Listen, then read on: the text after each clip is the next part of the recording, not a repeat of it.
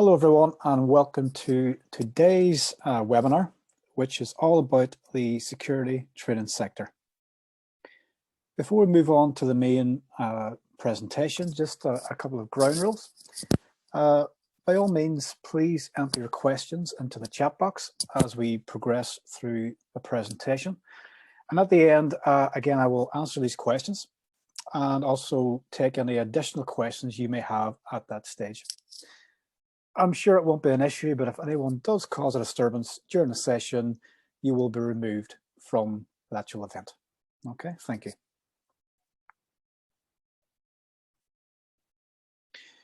The session today will cover various things. After the initial introduction, we'll spend some time on explaining the security sector overview, regulators and regulations within the security and qualification environment, training requirements within the sector, and how ELN can actually help you meet your goals and objectives within this particular sector. And the final 20 minutes will deal with any questions and answers from the floor. So please, by all means, make a note and we can discuss those once we're done. For your own information, I am Mark, and as you can see from this slide, I am ELN's training manager. I've got a lot of experience, quite a bit of experience, both in terms of quality assurance, teaching over this last 25 years.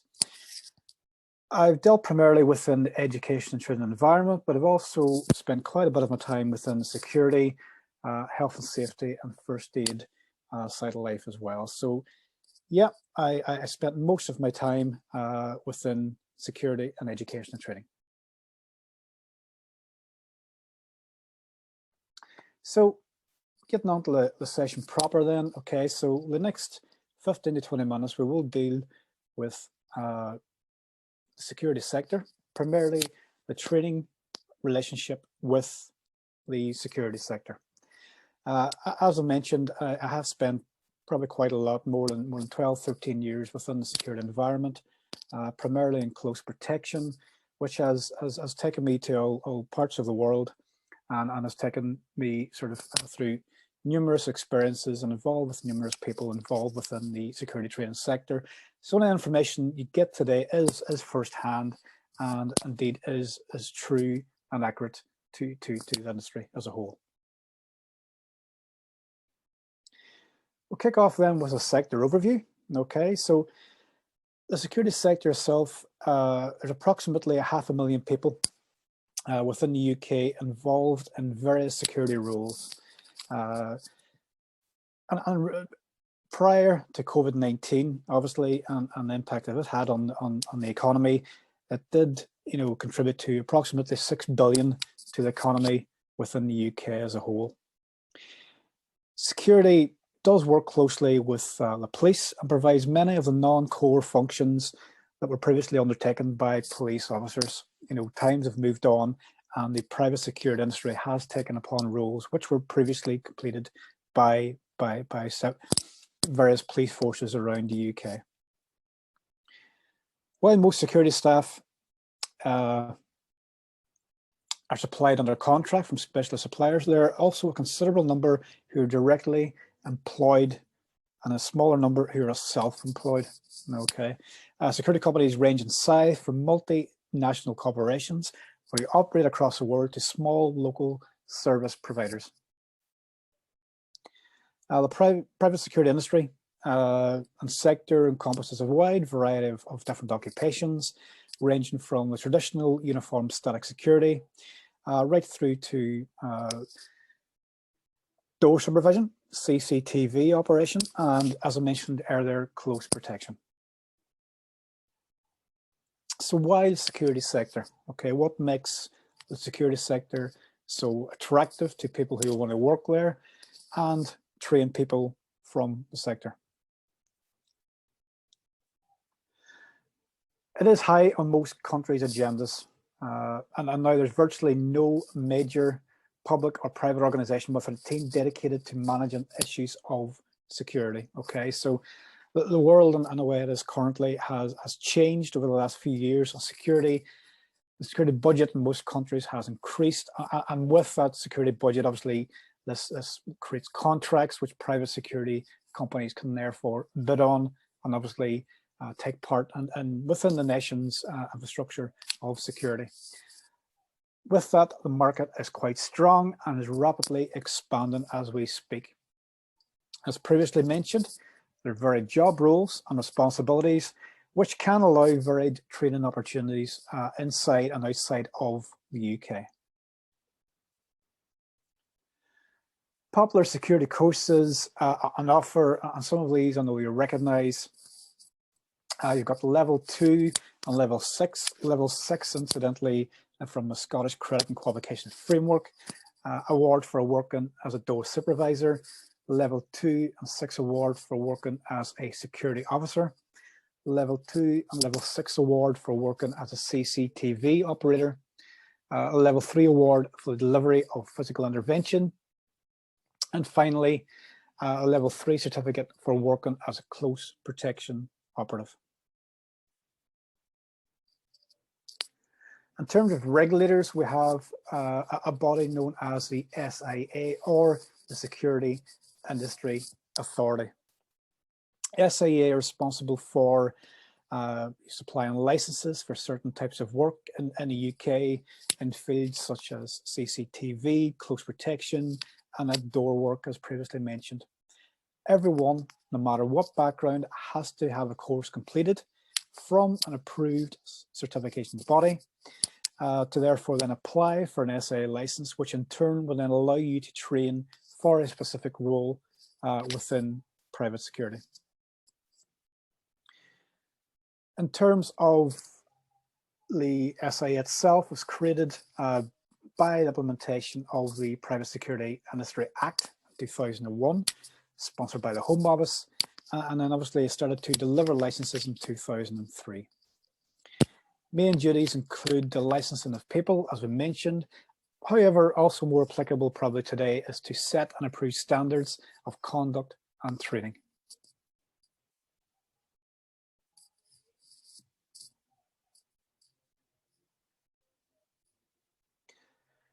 Training providers and awarding bodies. Again, training providers and awarding bodies are quite important, obviously, because these are the people who will ultimately give you the qualification needed to be able to work within the security industry. Training providers, remember, are the people who deliver the qualifications. The awarding organisations issue the qualifications to the training providers.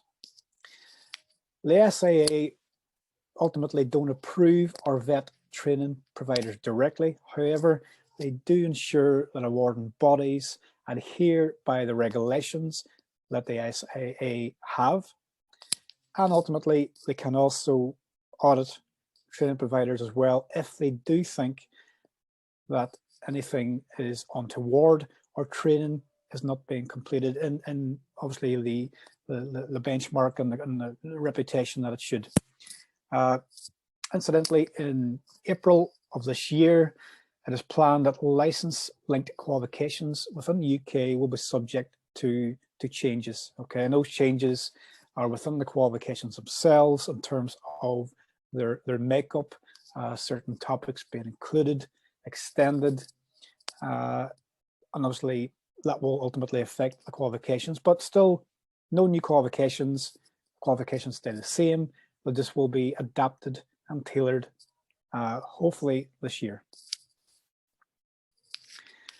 In terms of general requirements, anybody who wants to work within the security industry have to fulfill various criteria. And again, I do caveat this by saying it's not in every security qualification. Some of these do vary. Okay, so in terms of training delivery, at least a level 3 award in education and training. And what this does, it does give that base understanding of how to deliver security within the industry. Not only does a person have to be obviously experienced within that particular role, it's also helpful to have that extra additional skill of being able to teach effectively as well. And you will find most awarding bodies will require a qualification to enable people to teach within certain courses. We touched on experience. Again, anybody who teaches license-linked qualifications, license-linked being from the SAA, the tutors, assessors must be able to demonstrate the necessary experience and knowledge, understanding of the sector in which they are providing the training. Okay, and they must do this through the use of continual professional development record, or CPD, as we better know it as CV, updated CV. Obviously referees as well. So all that can go towards the evidencing of the necessary experience. Certain units within the qualifications require level 3 award and the delivery of conflict management training. So that specific qualification, although it is standalone, yes, but it will, you can use this, or it is required within certain types of security qualifications, such as door supervision, security guard training, and close protection.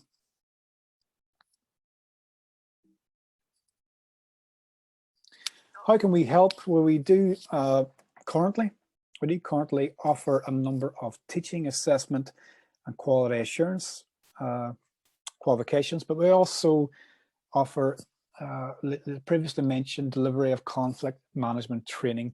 And again, I will discuss more about these in a second, but just so you're aware, the relevance of the teaching and assessing and quality assurance quals, future changes in the awarding body requirements for tutors to have assessment and internal quality assurance qualifications will be in place at some stage in the future. It was planned for this year, but because of COVID, it was postponed, and you will see through a gradual process, obviously, that those who train, assess, and quality assure within a training provider will need to have the formal qualification in place, as well, obviously, as the experience. In terms of actual teaching qualifications, we at ELN offer a level 3 award in education and training, a level 4 certificate in education and training, and a level 5 diploma in education and training. All 3 qualifications will enable you to physically teach a subject you are competent in. And really the best starting point is to ensure you check with the awarding body qualification specification for the particular security course to confirm which training qualification is required to teach that subject. Okay, you may find level 3 will be sufficient. However, there may be certain qualifications where level 4 or level 5 may be of more benefit and more value to you as a trainer moving forward within perhaps a new career choice. Within these qualifications, you will be asked to, i.e. within level 3, complete a micro teach. Within level 4 and 5, assessed teaching observations. So just so you're aware, we do have more details of these qualifications on our website, so please feel free to log in there and get an overview of the qualifications. If you do have any further questions regarding these courses, please do get in touch. The level 3 award in the delivery of conflict management training. This qualification primarily is aimed at those who wish to deliver scenario-based conflict management training. And again, not necessarily within security, it can be in other environments such as customer service or any really customer-facing, public-facing roles, within various sectors. It will meet the requirements of the Security Industry Authority for those looking to deliver, for example, door supervision, close protection, primarily with the conflict management training. Okay, so this qualification will go hand in hand with all our qualifications to teach and help you deliver certain types of units within the security, and also generally as a qualification is quite useful because it does teach you through theory and through practical implementation how to manage conflict within the workplace.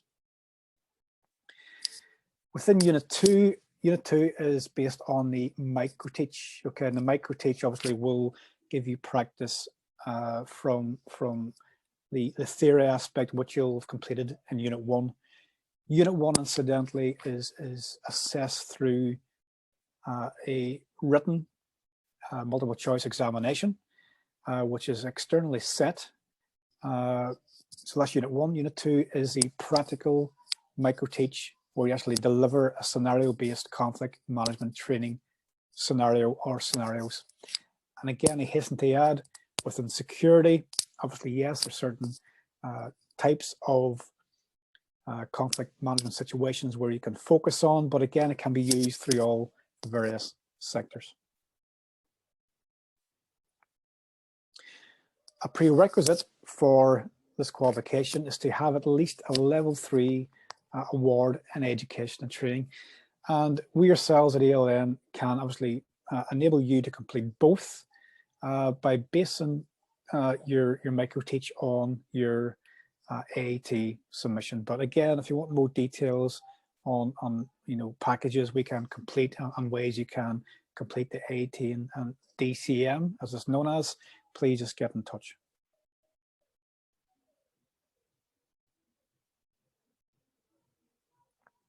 In terms of assessment, we offer a total of 4 combinations, I suppose, of assessing qualifications. These range from the basic theory-based understanding of the principles and practices of assessment, right through to the level 3 award in assessing competence. And that's primarily based within the work environment. So you would complete Unit 1 and Unit 2 if you wish to assess within the work environment.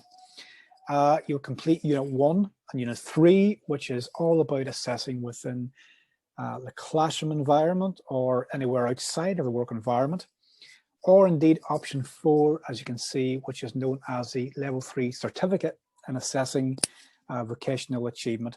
And basically that incorporates Unit 1, 2, and 3. In terms of quality assurance, which is again very important at the minute in terms of the security industry, because obviously quality assurance is ensuring that teaching and assessment practice is properly benchmarked, it's maintained, and it lives up to all the principles of the SAA within security, and also the awarding body as well. Okay, so in terms of quality assurance, we'll offer a combination starting with the theory, Unit 1, the practical side of quality assurance, which would be Unit 1 and Unit 2, and then Unit 3 is where you would lead a quality assurance team, for example, within your training organization. Level 4 award, the prerequisites you will find on our website, but a quick overview in terms of what you need. You would need access to at least 2 internal quality assurers and be able to complete a series of sampling activities with each to enable you to evidence the required standard for the Unit 2. In terms of the Unit 3, you need access to at least 2 internal quality assurers, each with and are responsible for assessors. And your role will be the management of these assessors, internal quality assurers, throughout your day-to-day running of an organization. It would need the evidence work plan and how you would basically direct your IQAs from your work plan, ultimately to meet the aims of your training organization. So again, I do add that we have a lot of information on our website, and if you needed any time you get in touch to speak to an advisor specifically to deal with a qualification, we can arrange that as well. Okay, and we can, no pressure sales. We can give you the best advice we can, and then obviously ultimately it's up to you to decide what you would like to do. Some references from today's presentation. The SAA, okay, they've got their own government portal, okay, which you can quite easily find through Google, but it's on the gov.uk portal, and also as well through our own website, the e-learning network, which you will find again by either using the link that you see, or indeed you can check us out on Google, Facebook, and Twitter.